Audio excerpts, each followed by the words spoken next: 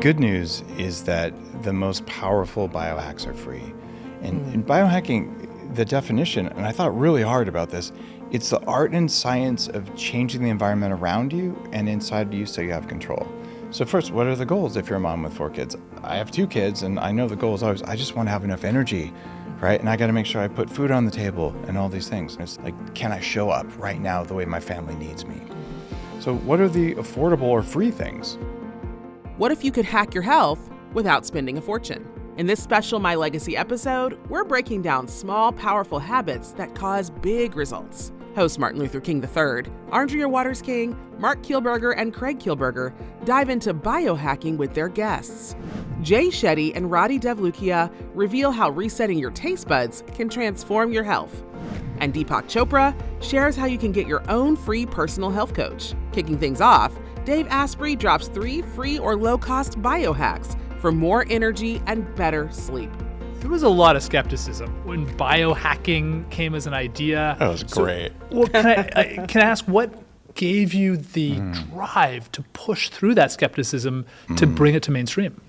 Well, I was pretty sick when I was young. I had Asperger's syndrome. It's a form of autism.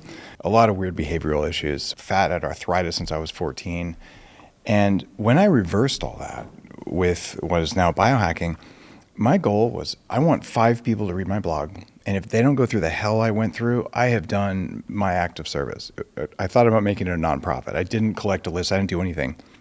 I made $250,000 a year. I had stock options at a publicly traded computer security company because I'm a computer hacker. I was a pretty good one back then. So it was that I don't want people to go through what I went through. And then after I recovered, I'm like, I'm not going to stop. And I realized you can make your brain work better than you ever imagined, and you can reverse your age, and I'm 6% body fat, and I was really obese with a 46-inch waist, and I feel so good. And when my brain works, I'm nice to other people. And you give me MSG and the wrong foods, and I feel like I'm doing exercise with my middle finger muscles. Like I'm a jerk. Right, so being hypoglycemic was a problem for me.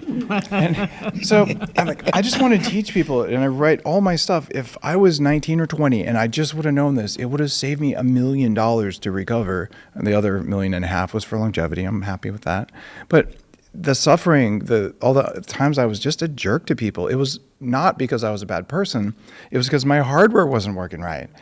One of the things, though, that I often think about is that there's a certain privilege, if you will, to longevity or health. What advice would you give a single parent with 4 children that she wants to be as healthy as she can be and she wants her children healthy, but we all know it's much more expensive to eat at, I'm not going to say the name of places, versus getting a value meal at X place. So what are things that she can incorporate for the health of herself and her children? The good news is that the most powerful biohacks are free. And in biohacking, the definition, and I thought really hard about this, it's the art and science of changing the environment around you and inside you so you have control. So first, what are the goals if you're a mom with 4 kids? I have 2 kids, and I know the goal is always, I just want to have enough energy, right? And I got to make sure I put food on the table and all these things. So you look at it from that lens, and whether you gain or lose 10 pounds probably isn't your biggest goal. Of course, we all want to lose the weight, but that's not most important. It's like, can I show up right now the way my family needs me? So what are the affordable or free things? One of them is sunlight. Go outside without glasses on for 20 minutes in the morning, and it actually charges your mitochondria, and it sets you up to get better sleep at night. Number 2, turn off the lights at night, get some dimmer switches. So sunlight in the morning and darkness in the evening, and eating dinner a little bit earlier, even if it's not the best dinner. And then you look at, okay, what are the food choices I can make for the same amount of money that are better choices? And as an example, if you learn how to cook, it doesn't have to be fancy French cooking. White rice is really cheap, and it's better for you than French fries. Butter is not more expensive than many other foods on a per calorie basis. It's cheaper than vegetables. So now you're getting good fats instead of some canola oil. And so you didn't spend any more money, but you're more nourished, and your kids are not having these blood sugar swings that makes them into little monsters, right? And they say, oh, how do I get more protein? And I used to say eggs, but man, they've gotten expensive lately. And if you go to a place like a Costco where you get a big old hunk of meat, it still can be $2 a pound. And you say, but that's a lot of work to cook it. It's not. Boil some water, throw the rice in there, chop up the meat, throw the meat in there, and add some spices. It's called soup. And it's highly nutritious, and you can do that for less than you'll spend at Mickey D's. I did not have the privilege of health as a kid. I was antibiotics every month for 15 years. I was pretty sick. And so when I regained my health, I'm like, this is powerful. And the whole idea of biohacking, we change our environment so we become healthier. It's not about going out and spending a bunch of money. It's about just, no one gave us the manual for the body. And if you just know what to do, you can have leverage. And one thing I've done a couple of shows on this, I've mentioned on shows that it just makes me angry. So vitamin D is a longevity supplement. It's $5 a month. It's a very, very cheap drug. And very critical, particularly for Black children. Well, there you go. We're more deficient traditionally. Not just for Black children, for Black parents. Yeah. These good parents, they take their kids to the hospital because they're crying. And then the hospital says, well, there's 5 broken bones. Which of you beat the child? And the kids, well, this is our child. We love our child. We didn't beat him. And they say, well, we're gonna take the child to CPS unless one of you confesses. So then the guys confess and they go to jail. And Dr. Cannell from the Vitamin D Research Institute has testified dozens of times to help get Black men out of jail for a nutrient deficiency that has nothing to do with abuse. And the more we're indoors, the less sunshine we get. I have very pale skin. I don't get enough sunshine. If my skin was darker, I would need even a bigger dose, right? So teaching that this very cheap supplement makes for better brains, less risk of diabetes, cancer, all the bad stuff, and that the darker your skin and the more north you live and the more you're indoors, the more you need. Yeah. This is cheaper than one meal at McDonald's. And just the knowledge is so critical. It's just tell me what to do with very little money or no money to get results. You should have D and K together, correct? You should have D. You have to have vitamin K. Yeah. Because vitamin K stops the tissues from getting all crusty as you age. Deepak, your latest book is Digital Dharma, that explores the connection between AI and consciousness. And many people are afraid that AI is going to further disconnect us. But in fact, you talk about how AI can help deepen our spiritual and emotional growth. Can you help us understand? When we were kids, we say, every kid asked the parents, where did I come from? And the parents said, God made you. Right? Then you say, where did God come from? And then you don't know what to say. You say, go play with your toys, shut up. You don't know the answer. So I said, now that we have digital technology, why don't we tap into the minds of the greatest teachers? I can now tap into the mind of Jesus, okay, through AI. Explain to me the Sermon on the Mount, okay? Why does Jesus say, treat your enemies as yourself?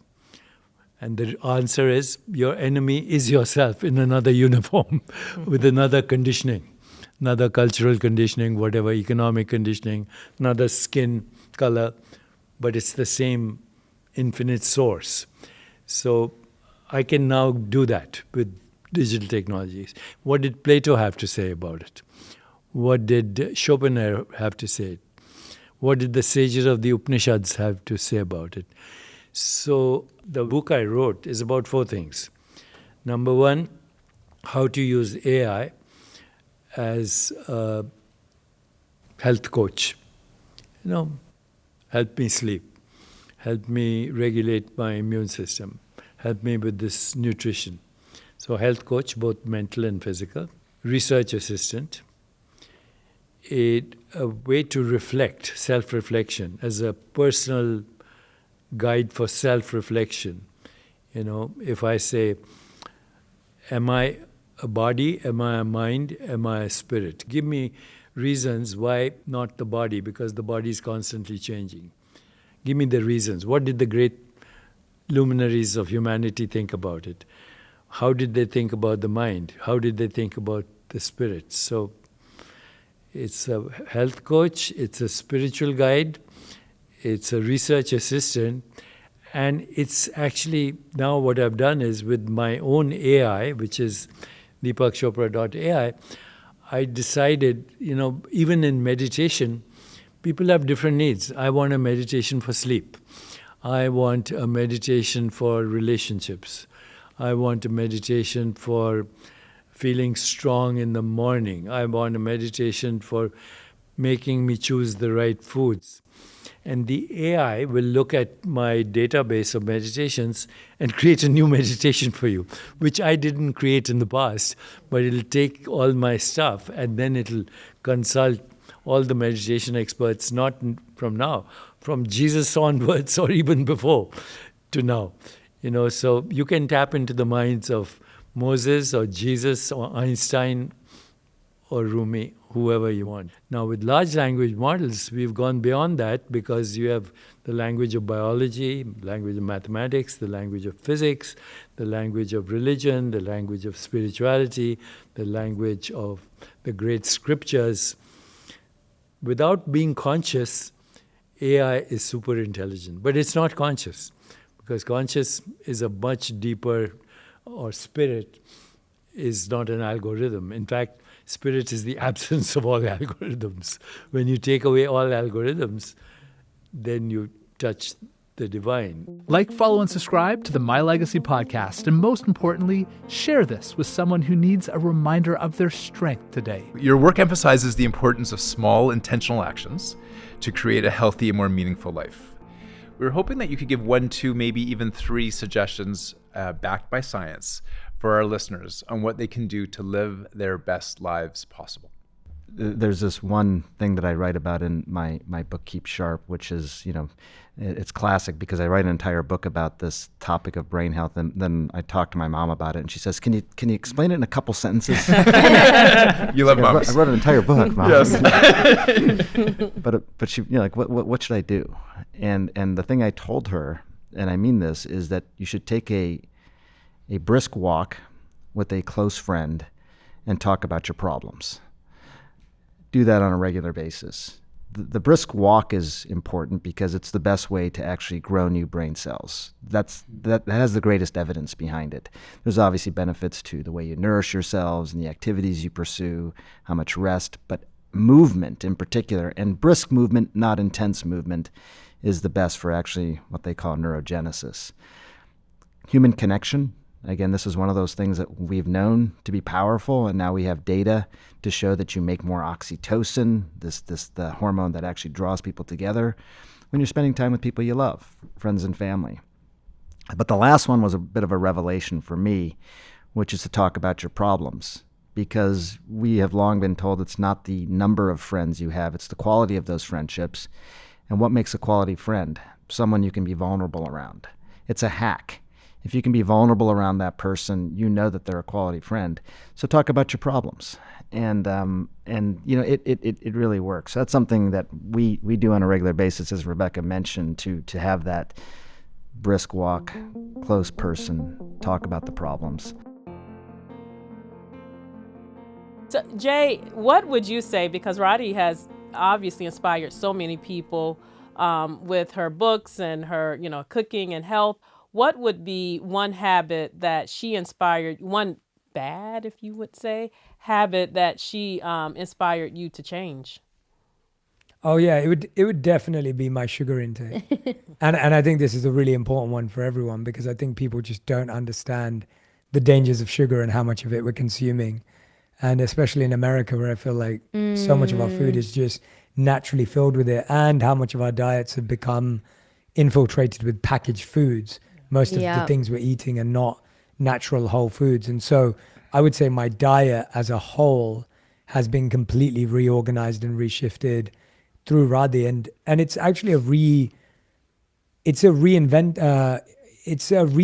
of taste buds. Like, it's not even like, now it's not like, oh my gosh, I'm craving this and I can't have it. It's almost like recognizing that our taste buds are so badly programmed because of what we've been conditioned to eat for so long. And so we think we need it more than we do. So I think I definitely still have a sweet tooth, and I love a chocolate fudge cake if I can get one. But definitely made me much healthier in my diet. And yeah, that would easily be the biggest one. That would easily be the biggest one. Roddy, if someone wanted to change their overall wellness and energy, what one or two things could they do? Honestly, I'd say in this day and age, one of the biggest things to change is, I always think of the 80-20 rule, but in this case, I mean that 80% of the food not coming from a packet and 20% of the food coming from a packet. Like, if you can make sure that the balance is that way, because for a lot of people, the balance is actually the other way. It's 80% coming from a packet and 20% coming from whole foods. And so I think that is causing a lot of the rise in a lot of health issues. So that's one. And I think the second thing would be, I've noticed that the fall in the amount of people that want to cook at home. And most of us are eating foods from restaurants or takeaways. And actually, we don't know the oils that people are using. We don't know the ingredients. We are really unaware of the consciousness that people are cooking it with. And so the second part to that would be try and cook more meals at home. Like, connect to your food, understand what's going into it, and like read the labels, start to educate yourself. You know, I think we've put so much of our health into other people's hands. And I think it's really difficult nowadays because there is way too much information online. Everybody's telling you should or shouldn't eat this. But in Ayurveda, I just learned how important it is to start to listen to your body. Most of us are so disconnected to our body that we don't even notice when we're having digestive issues. We don't realize that when I'm eating this, it's actually causing joint pain. When I'm eating this, it's making me feel lethargic and not energized. Like, the bottom line is, anything that we eat or drink, it should be creating vitality, energy, and lightness in the body. Like, you should feel like you can still get up and do things. As soon as you're eating foods and it's making you lethargic, it's making you feel heavy, and it's draining energy from you, that's a sign that the food that you're eating may just not be right for you. And so the third part of that would be education. Don't leave it to other people to tell you what you should be doing for your body. Start to learn. And the best way of doing that to start off with is start listening. When I'm eating this, how am I feeling? When I'm eating this, how is my digestion? How is my mind? Am I feeling focused and clear, or am I feeling foggy? You know, there are such simple questions we can ask ourselves to really start to tune into the ins and outs of what we're eating and how it's affecting us. So I would say less packaged foods, cooking more meals at home, and educating yourself, because your health is in your hands. It shouldn't be in someone else's hands. Jay, we're so excited that you're about to take your podcast On Purpose on the road, where people can see you live with, of course, some surprise guests as well. And what comes to mind is, over the years, you've interviewed some of the most remarkable people in the world and gained their insight and wisdom on issues about happiness and living a fulfilled life. I'd like to ask you if there's one or two things from one of your guests or multiple guests that have really impacted your thinking in those areas. Yeah, absolutely. Yeah, I feel so grateful that I get to, after 6 years of building this incredible community, I get to go on tour and meet those people and hold those hands and give them hugs and look into their eyes and thank them for listening to us. You know, the hundreds of millions of people who've been doing that every single week for 6 years now. It's really, really exciting. So we're starting with North America. When I think about my guests, I definitely think about a lot of the incredible experts we've had on sleep. And the reason I bring up sleep is because I think it's the one habit that incredibly impacts every other habit. When you get a good night's sleep, you're less likely to eat foods that are bad for you. Mm-hmm. You're more likely to have the energy to work out. You're going to feel more motivated and focused at work. It's the domino effect. And what I've learned about sleep is that a lot of us are not trying to build up our sleep like we build up other parts of our life. We want to gain mastery at our careers. We want to get good at our relationships. But so much of that is based on the quality of our sleep. If you have slept well, you're less irritable. You're less agitated. You're less likely to get angry or frustrated when something doesn't go your way, because you have that foundational calm. And so for me, the things I've learned about sleep, the first is set a bedtime routine. Try and sleep at the same time every single day. Mm-hmm. Again, at least 5 days a week.